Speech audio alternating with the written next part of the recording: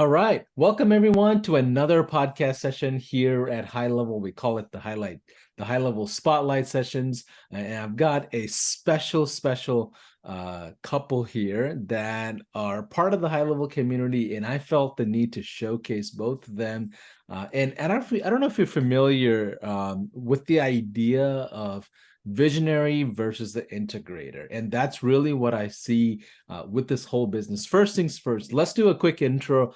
Hervin and Oana, help us understand who you are, where you're from, and how you got together. Take about 2-3 minutes and help us understand your journey so far as an intro, real quick.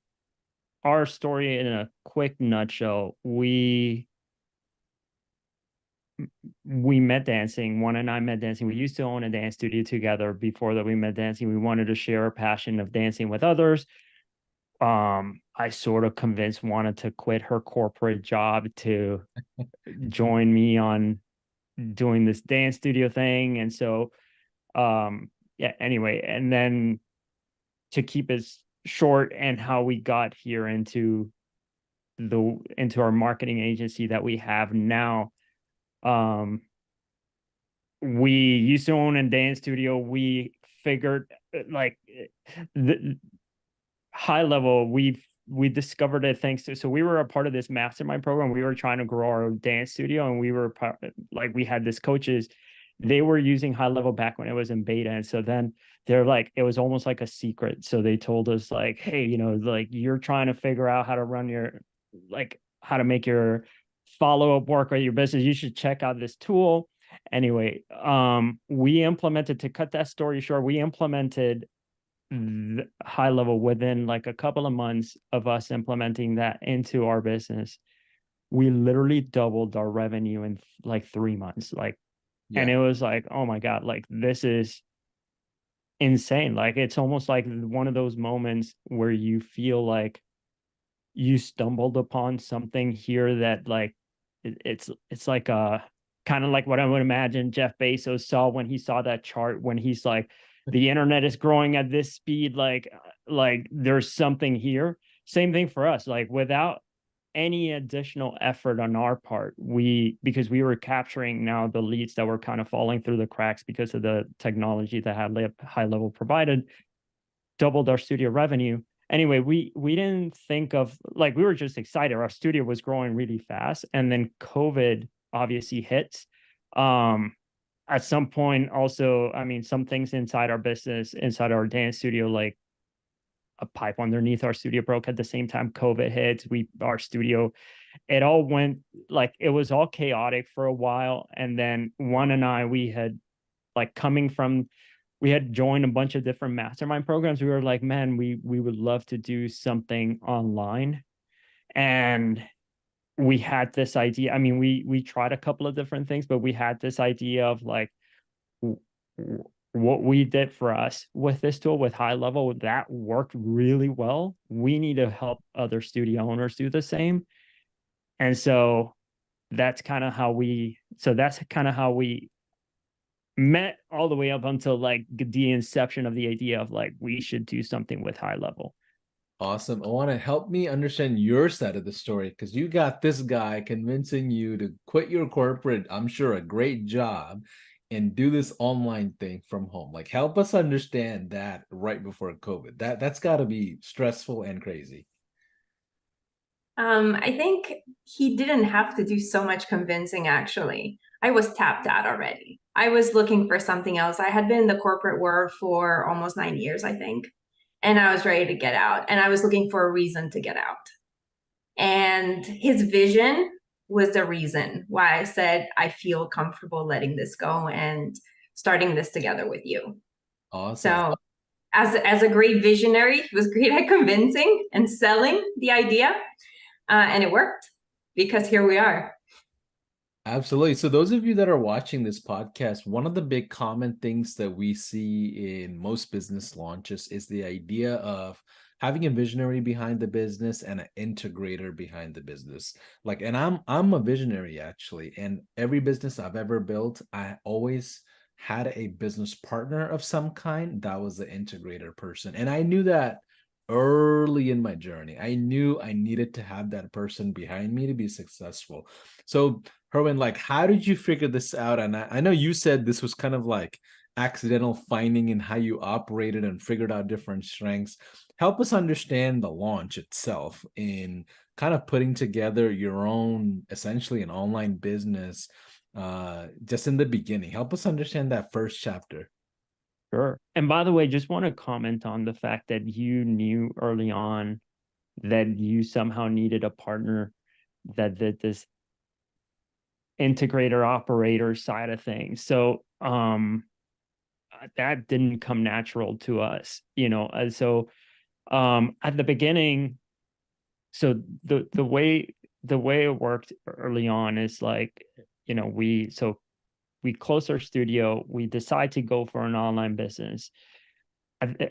I mean, I wish it was just like, and then we launched and then we were successful. We were like, you know, for 9 months, we couldn't pay our rent. We were trying different things. We tried selling like a Latin dance course online and things like that. Her parents had to help us out, like giving us a place to live because we couldn't. So it was rough. And so anyway, not to make it like super dramatic, but really like it was super uncertain at the beginning. And then, and back when we closed our studio, we also, like, all of the money we had, we gave in refunds to all of our previous students. So we didn't have anything. And so back then, we were like, okay, you know, we tried doing this course thing. We tried different things. I tried some affiliate marketing. And anyway, eventually it's like what worked is the fact that we had this dance studio thing. So we started asking all of our friends who were dance studio owners about like, hey, can we help you with your follow? And so then, can we help you with your follow-up, and can we help you bring you more students? That's really what it was. It wasn't even about the follow. It was just like, hey, we figured this out for how to bring more students to our studio. Let us help you with this. We did this with about like 10 dance studio owners that we knew. None of them took us up on it. Like, anyway, so eventually I made a couple of different posts. So I went to all the dance studio owner groups and I literally spammed in those groups, like who needs help with their marketing and who needs to, I didn't, I didn't know what I was doing. I just like randomly who needs help with Facebook ads and automation. We had one studio owner that we met there. She's like, hey, you know, right now I'm advertising, but I'll jump on a call with you.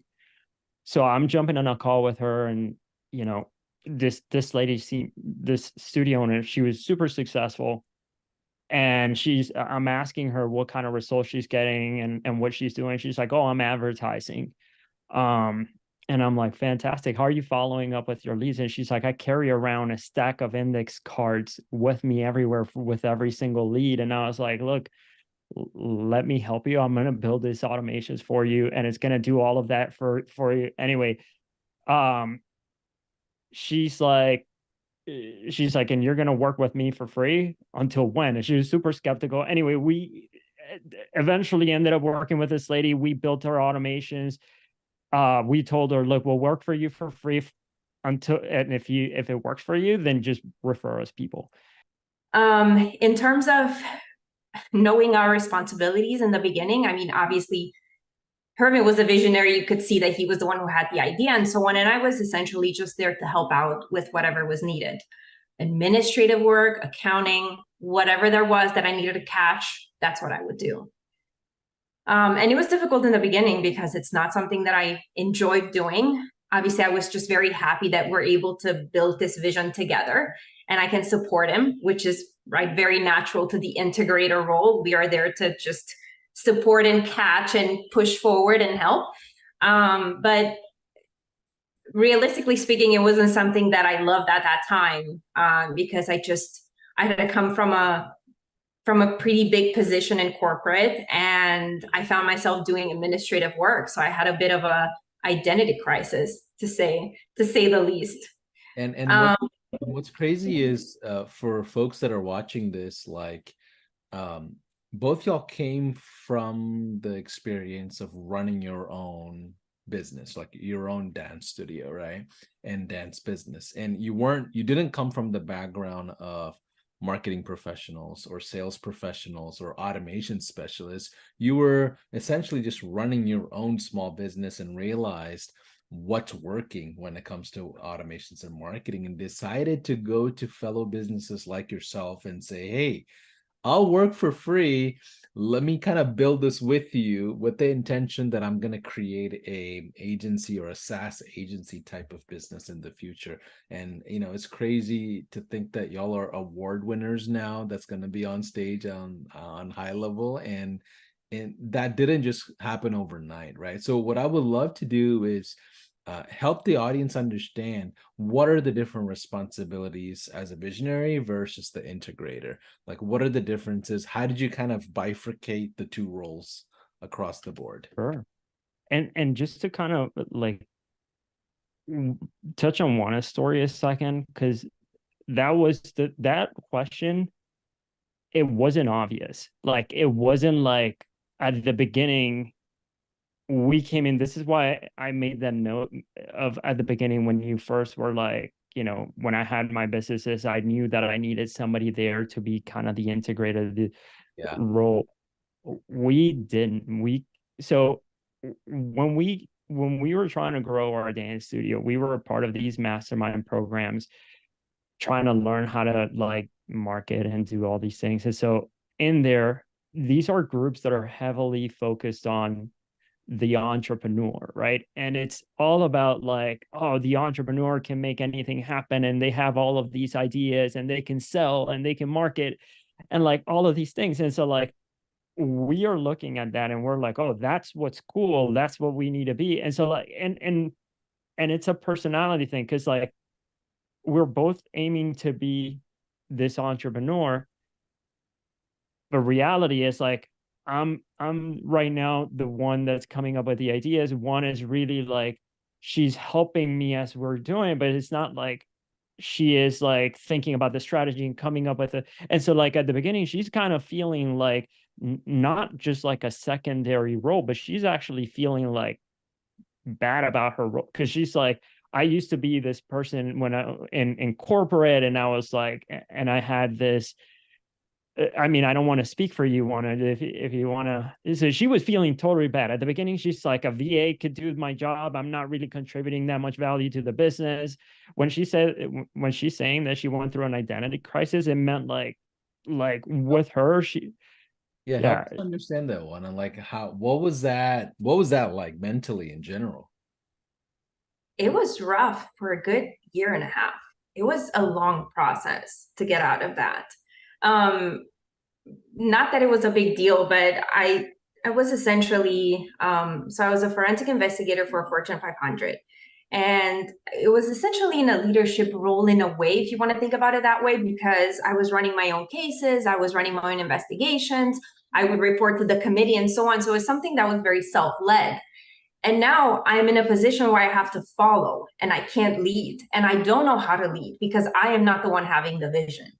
So it was really rough for a while until I had to just go ahead. Not only were you like following, but you were also doing like the menial work. Like she was doing like, a client, like setting up some billing, or like, it's not like the type of work that she was doing she didn't find fulfillment in it. She didn't find like, she was just like, I left this big position to now come into this place where I'm literally like a nobody. And our not only that, but then like our clients are all like, go Hervin, and like Juana is like, like. And yeah, I mean, that was definitely a big part of it. And then it was go Hervin, and I was catching all the balls in the background. Nobody could see that, right? Because you're second in command, you're not on the stage, you're backstage. So it was a difficult time for me until I had to just rewrite essentially what I was feeling and thinking, where I'm like, I'm coming here in this business to help him, to support, and really do whatever is needed for us to grow, because we have the same goal. We're on the same team. And at the beginning, it was lack of experience too. So like, so at the beginning, we didn't know that this even secondary role existed. I remember when Juana read this book, is Traction, I think is the one that you read, and they talk about like the visionary versus the integrator. And she's like, oh, there's a secondary role here that is super important. And as she was telling me this, I'm like, yeah, that makes sense. But like, yeah, it was all eye-opening to us. Like we didn't know that this existed. And so um and then so at the beginning it was kind of like when we have very little clients, there wasn't much to do. But as we started to scale, it became so it started to it wasn't like in one moment we decided like you do this and you're responsible for this and now I'm the visionary and you're the integrator. It was more like our team started to scale. We needed help with like, now we need to meet with the team, and we now need to like figure out like how do we do compensation, and how do we like make sure, so almost like Yeah. Yeah. the two sides, like the business of running a business. Nothing came natural to me when it comes to that. Like to Juana, everything was like, oh yeah, this is like how we need to treat our employees and how I need to think about the business. And like that all came natural to her. Yeah. So the first thing that I observe in this whole thing is, Irvin, you have the courage to just jump in and take the action, right? So that's the entrepreneurial spirit that just kicks in and says, okay, I'm gonna live or die by this cliff jump, and I'm gonna just jump, right? That's what we, in a sense, all do in the beginning. Then you realize the business is maturing and you need help running the business. And what is the second thing that happened? Like, how did you get to a point where you had a ton of clients? How did you get to a point where you're like, you know what, it's time for us to start expanding the team? Like, help us understand the second chapter of this whole business. Sure. And I wish it was like so like delineated, like where it was like, and now we are Too. it's honestly been like a struggle the whole entire way. Yeah, Y'all did it was everything the more. hard way. That's what I'm saying. You did everything the hard way, but you did it. And it's important, I think, to share the stories of the hardships, right? And that's why it made sense for me to do a podcast session with you all. Because what you've done is not in a book, it's not part of an SOP. You're not going to learn it in a mastermind, and no coach can help you, right? It's all self-navigation. Yeah, I mean, look, and just, well, yes, it is. We've been a part of those masterminds, and we've definitely gotten a lot out of them. Like we've definitely had our tons of coaches, and I think that's a just a takeaway on its like by itself is like we've learned from people who've done it. And like this is why this community is so important, is because like you can look up to people and you can see like who's doing it and kind of try and model it, and that's super important. I also think like part of it too is, so as we were going through this business, um it was kind of like the lessons came at like as we were going. So like for example, we needed an employee. And so when we needed an employee, we were like, okay, um, how are we going to hire an employee? And then it was like, oh, we need to have some processes. Awesome. How are we going to put this processes together? And so then and then like once we had a couple of employees, then it was like, it seems to like we need to somehow all be on the same page. And then like, and I don't know how to, for example, as a visionary, like, because I see things a little bit like I'm seeing the opportunity. That's what I'm doing. Like I'm seeing of what we're able to do, being able to communicate that to a team and getting the team on board and like explaining to them what we're doing and all of that. Like, um, that was something that came more natural to Wana. So a lot of times, like I wouldn't be as patient with employees or think about like, you know what I mean? And so the other thing that was super helpful, we joined this, and I know he's going to be speaking here at the high level event. We joined this program with Alex Sharfin, and he kind of helped us really differentiate like what the two roles are between the visionary and the operator. But yeah, I mean, it wasn't like in one moment we decided like, okay, you're this way and I'm that way and I'm responsible for this. It did end up like, now I feel like, so now we're at a point where Oana, her groove is like, she's meeting with a team. So she'll do one-on-ones with a team. She enjoys like getting to see people grow in their role, take on to more responsibility. She enjoys figuring out ways to support our employees and that kind of stuff. It's not that I don't like to do it, it just doesn't come natural to me. Yeah. Um, Let me ask you a couple of questions here. So I know you're navigating on your own in a sense to kind of understand all the parameters of the integrator, almost like the mom figure of the business. We call it the difference of CEO versus a COO. CEO has a bunch of ideas and those are forever nonstop. And the COO is the person that has to execute all these ideas if it makes sense, right? And the CFO is like the balance that keeps everything in place, that says it's worth us chasing a certain project, right? But either way, I want to help us understand how you start building the team and putting that together and like the culture behind the integrator person. So building that team started with need, obviously. And how many we clients were you at before you hired your first person? So let's start there. So where we were at when we hired, before we hired the first person, like 60, 70. yeah, I think it was like at 60 clients where we hired our first person, which is quite a bit into it. You're Um, deep in, yeah. You're doing customer onboarding, scheduling, you're doing success, you're doing tickets, you're also fulfilling, yes. fixing all the bugs, handling all the billing. You've got a lot on your plate. Yep. Well, it was that was whatever you explained right now. It was obviously a shared thing between Hervin and I. He actually, Hervin is very talented at the client support and client experience, so that's something that he had on his plate. But I mean, the first employee that we had was, what was it, a client success, Hervin? I would call it like, we even gave her a title of a tech wizard.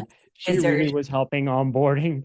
She was helping onboard the clients, setting up all of their tech. That's kind of what she was doing. But yeah, that's the beginning.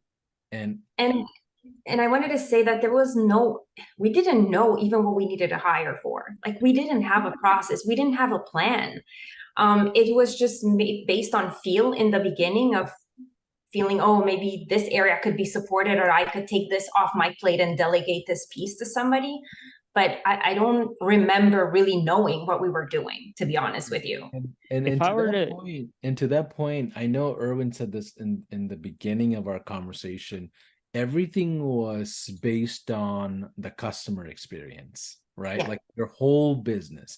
If the customer, if you feel like the customer is not having fun or they're not enjoying this whole experience, then you're looking at ways to fulfill that gap. Was that along the lines of what you're thinking about, Erwin? yeah, I mean, what I was gonna say is that, so yeah, I mean, number one, uh, based on kind of like the fact that we did do all of these mastermind programs, often the case, it was like the guru of this would just say like, just focus on selling real hard and everything would take care of itself.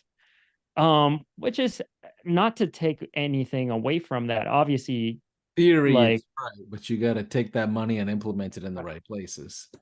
yeah, yeah, exactly. And also I did not have like your foresight that you needed somebody that can, I didn't have that. And so like a lot of, because the niche that we serve, we've been lucky in the sense that our niche is very like a close-knit community. And so like when one person gets really good results, they tell all of their friends and it's easy for the word of mouth to spread.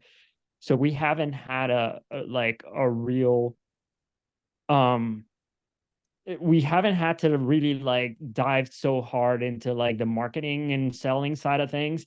It's kind of like right now on the back burner for us. Really what we've been focused on is how do we make sure that we give our clients the best experience possible. HighLevel, by the way, just does a super, I every day I'm like, oh my God, like this tool exists and this is amazing how we can just plug this into their business. But yeah, we really focus on how do we provide the best experience for our clients. Also noticing too, like HighLevel as a platform is also growing like exponentially, which is amazing. Obviously, like for a reason, it's an amazing tool. Now for us, looking at the future and thinking like, how are we going to differentiate ourselves as a business when there are like when HighLevel is growing so quickly and everybody's finding about it, and like um and even our clients now are like, hey, are you using HighLevel and all this stuff? And it's like, we need to make sure that the value that we're adding to our service is more than just, because the other thing too is like a lot of people think that it's just like that. A lot of people that I have spoken to, they're like, oh, I'm just gonna just like put a chat widget and like I'm gonna have recurring passive income forever. And like I mean, and cool, yeah, some people are able to do it and it's great. Like for me personally, I also feel like I have almost like a moral responsibility to provide the best results for our clients, and they're sort of trusting us to help them. And so we've really like heavily focused on making sure that our clients get really good results. But so with that comes building a team to make sure that we're not doing all the things that you just described. And so one of the things that I would take away if I were to do this early on is like having clear, like gaining clarity around how to hire has been something extremely, like that's pretty much been our focus for the past year, is just learning how to hire. That's something that I don't know many people talking like that talk about this and like really dive into. For example, when you own a SaaS company, you just think like, I just plug in this thing and I'm never going to hear from clients ever again. And like life is going to be good. And like, and then you realize like we're more than 200 clients deep into this. And like, to be completely transparent, like I'm doing support 3-4 hours a day. And I'm like, man, like, how do you solve this problem? And part of it has been like learning how to set up processes in place for whether it's solving tickets or whether, and also learning how to hire and learning how to even think about hiring. Like for me, for example, for us, Juan and I, we're like, okay, what do we need help with? And then it's like, okay, what are you doing? And I'm like, okay, I'm talking to the client, so I'm doing support, I'm doing onboarding, and I'm also helping them with the tech. And it's like, cool, we need somebody who does all of those things. And that's like, we like that person doesn't exist, otherwise they exist, but they own their own business. So Right. and so like learning how to hire for us has been extremely important. And anything that you can say on that, like on the journey that we've gone through hiring? We've made a lot of mistakes. We've hired some wrong people because we were not clear enough on what we needed. And in the moment, we didn't realize that we didn't have clarity. We thought it was clear. So we've made some bad decisions, which obviously investing time in an employee that it's not going to work out is not the best scenario. But everything has been a learning process. And to be really honest, Hervin was mentioning Alex Sharfin's program that we're still part of. I mean, he has made such a huge difference in our business and the way we've structured it and the way we started thinking about the business, about our employees, about hiring, getting clarity around the roles, doing these amazing 2-week time studies where you have to put down every 15 minutes what you're doing. That's something that sounds terrible when you're doing it, but it's been such an eye opener in terms of gaining clarity on who you need in your business and what you can delegate, right? And who you need to hire to delegate those things. That has been like, I don't know if that came easily to you, Paulson, but the delegation for me, that has been a huge learning curve for me. Yeah. I think there's a lot to unpack here. So the very first thing that I'm observing is you took imperfect action, even though you weren't marketing people or automation people. You went right in and said, you know what, we'll work for free and we'll figure it on the way, right? That's the first thing that happened. The second thing is, is knowing when to get help, even though you don't know what help means. You don't know what they're doing. If they come into the business as employee or team member or contractor, you still had the courage to bring them in and serve almost 200 plus clients, right? So that is a big deal that the average person cannot do. Obviously, you have some coaching and some consulting and things like that with great people around you, like Alex. Alex is a great guy. But in the grand scheme of things, right? If we were to, let's say, take this business to 1,000 clients, right?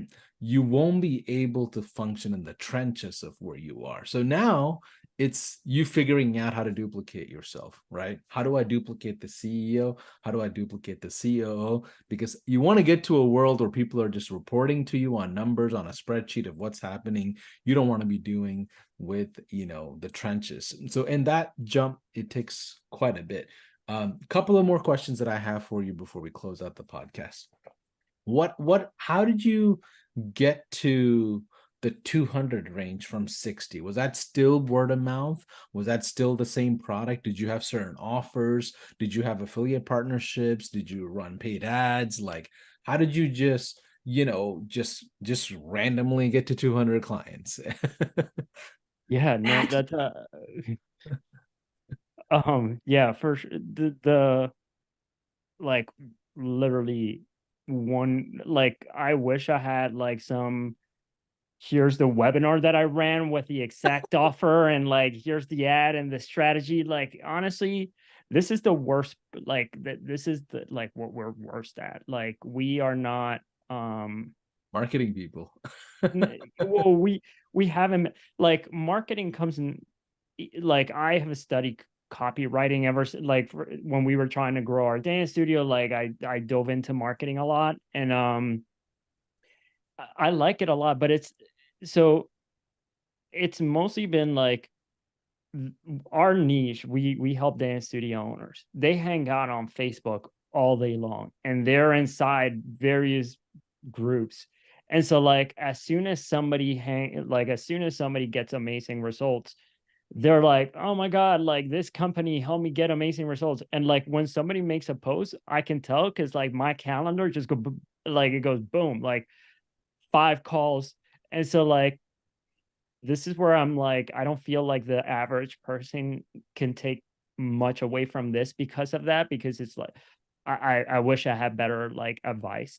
Um that yeah, just to answer your question, like it's literally been one call at a time, and like it hasn't been. Yeah. Well, I think the average person has to take a lot from that, right? Which is you stayed close to the industry that you came from, Yeah. right? That's one thing. The other is you understand the individual of that industry very well, right? Like you know where they hang out.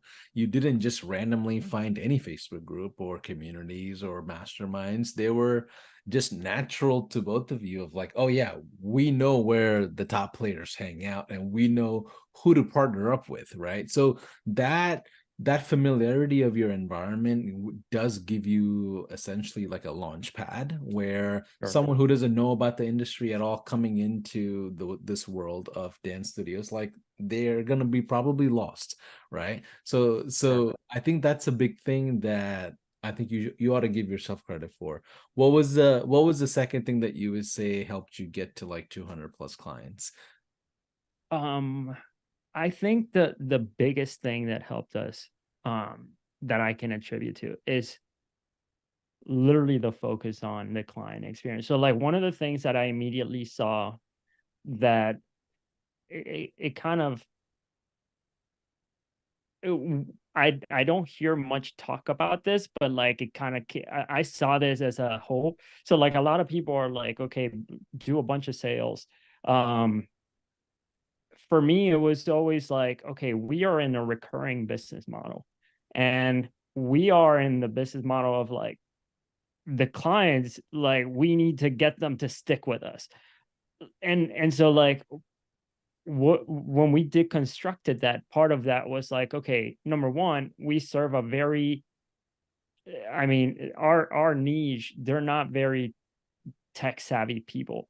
Like the average, I mean, they're these are studio owners who are more artistic. They not, I mean, I don't want to generalize, but they're not, by and large, it's not like they love the tech.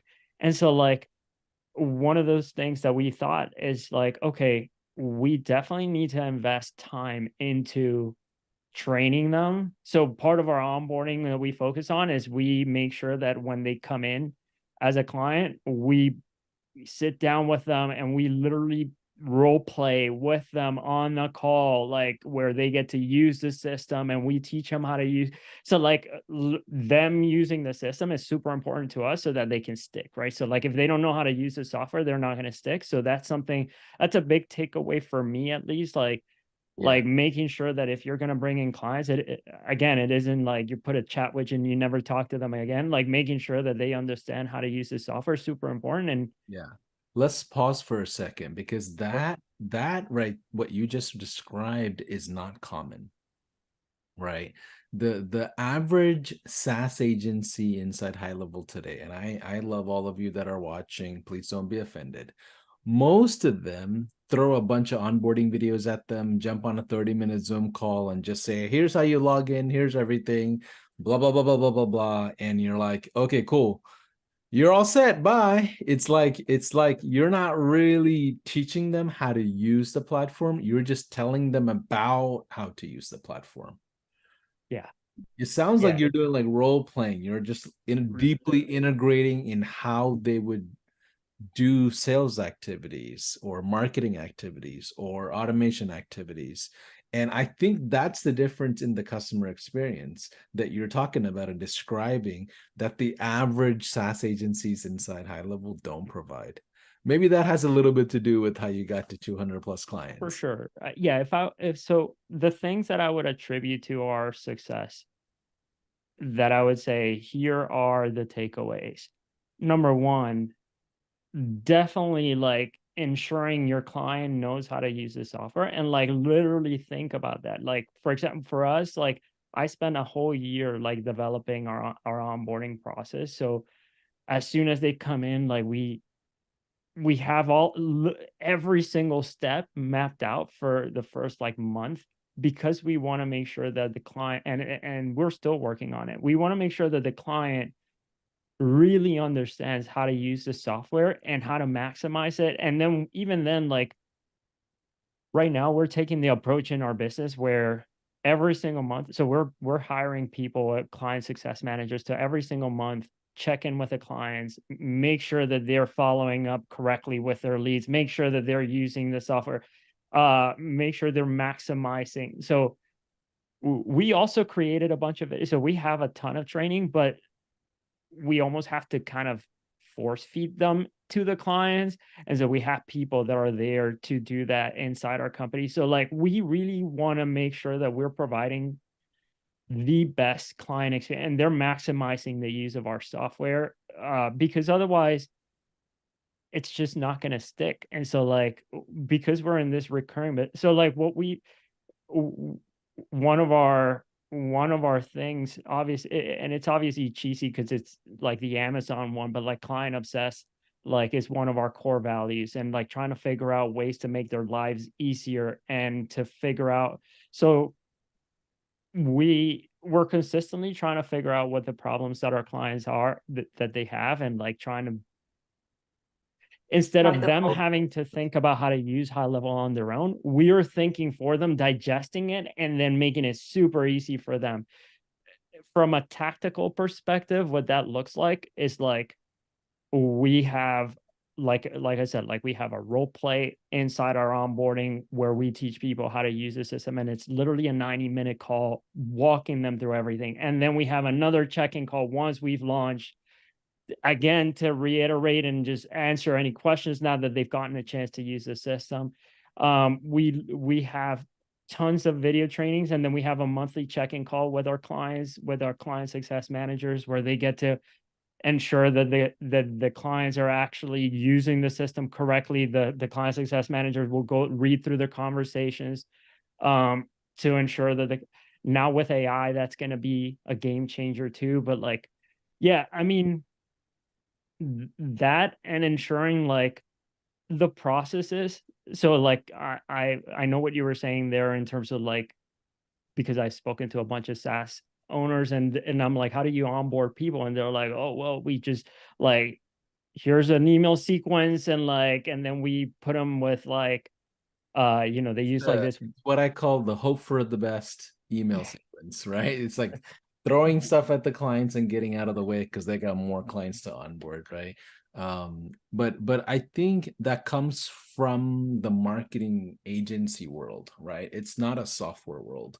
And in the HighLevel family, like we're converting marketing agencies at large into SaaS, right? So they have these really, I don't know, how do I say this? They have a lot of bad habits from the marketing world, right? Which is, it kind of doesn't matter if you do a good job onboarding the client, you kind of know they're going to cancel on you in the next 4 or 5 months, regardless of what happens. So your focus is getting more sales, not keeping clients, right? You Because think you know that's they're what it going to is? churn out. You think that's what it is? I don't know. I feel like it's like kind of like and again, this is gonna sound like a little bit like I'm on a high horse or something, but the people that I've spoken to, I've seen that they're kind of short-sighted. Like they're just thinking if I sell them, like somehow magically they're gonna stay because it's SaaS or someone like that. But in my mind, I'm like, we need to ensure that they're getting value from this. Like we need to make sure that they're not. And so like all of our focus has been into putting, like, we want to ensure that as soon as a client comes in, we immediately can like onboard them, and then like they get like, for example, I've seen people where they will give them, here the video for how to set up your Meta Business Manager or whatever it is, and I'm like, my clients will never like go there, you know what I mean? And so like, it's like almost like taking responsibility for things that are, that if you want to be successful, like I'd rather not leave it to chance. I'm gonna make that, I'm gonna take a call, do a call with them, and make sure that we set it up correctly for them. Yeah. So things like that is what I feel like I don't see enough of. Yeah, and I think you're absolutely right. People in this agency world, they have different perspectives of how a customer experience should be. So you coming from the world of being a small business owner, you have a certain level of expectations of how you like to be treated as essentially like an end user. So then you can implement that in a pretty cool way. Oana, before we end this podcast session, I want to kind of also understand a couple of things from you. The team itself, like how do you get the team to do what the vision is when it comes to creating that customer experience, the customer success journey, onboarding, handling tickets? Like how do you get the team to do what you want them to do? Sure. So I can't stress enough. Alex Sharfin essentially taught us the system. In between What does that system look like? What does that even mean? Yeah. it's a ton of annual, quarterly planning, monthly planning, going through the goals, making sure we're aligned, defining the goals very clearly, You want to handing it out to explain the kind of team. like your week to week? I'm sorry. You want to explain kind of like how, kind of a broad structure of what your week looks like? Because I think that'll be real helpful. So we have at the beginning of each week, we have weekly check-ins to make sure that we give our team all the tasks that are part of the goals. And we hand those out for the week. We have daily huddles where we check in with our team to make sure that they're supported, where they can raise any type of critical issues that they're struggling with, so that we don't get stuck in terms of execution. We have one-on-one check-ins with them weekly as well for quick half an hour, just to provide individual support for them and, again, address any issues that they may be running into, and just make sure that they're okay, that they're feeling good about their responsibilities and their tasks, and that they're not struggling. And essentially, that's what the entire week looks like. It's quite a few meetings, especially for me, because I'm running all of them as of right now. But I found that it's been so helpful to have the entire team align and create transparency and accountability within the team. So that's what's been truly working for us. Yeah, that makes a lot of sense. Like even at our level, like we have something called noise control in a sense internally. So like let's say for example, I do or Chase, like one of us do like a 5-day challenge or a monthly workshop. And let's say we turn around and offered, I don't know, a 30-day trial or something, which sometimes we do.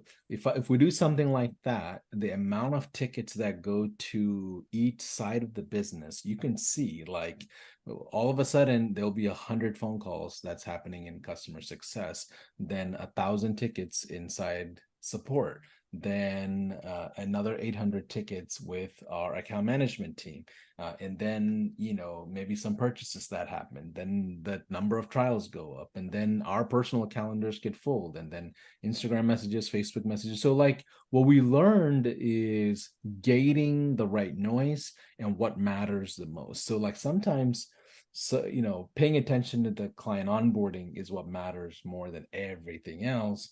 And sometimes the education you provide after is what matters more. And then sometimes the most important component is the follow-up of how you're maintaining those relationships. So, but it's really cool seeing that that's still evident in y'all's case and how you're kind of putting together the team and everything. But we appreciate you jumping in on a quick podcast here and sharing your journey. And we don't often hear about small business owners that don't come from the marketing agency world or the software industry taking their dance studio and turning it into a software company. And that's quite the journey, and we're excited for you. And I know you're going to be award winners here on stage in the next few days, actually about a week and almost a week left. I got to start packing, but either way, we appreciate both y'all sharing the story. And if anybody wants to reach out to you, say hello and ask you questions, are there any Instagram handles or Facebook handles that they can find your information on? Do you have anyone? I don't even have Instagram. I have Instagram, my personal account. Literally, we're not really big on social media as of right now.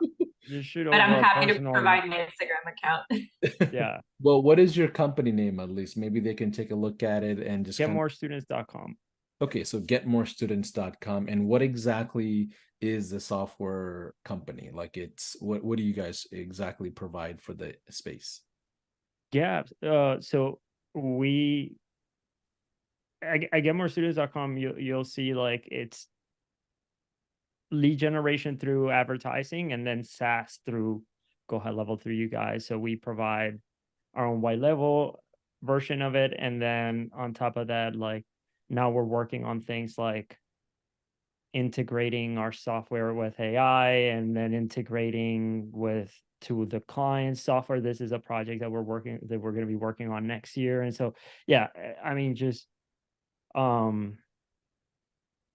that's what we focus on. We focus on helping our clients get students through marketing and automation.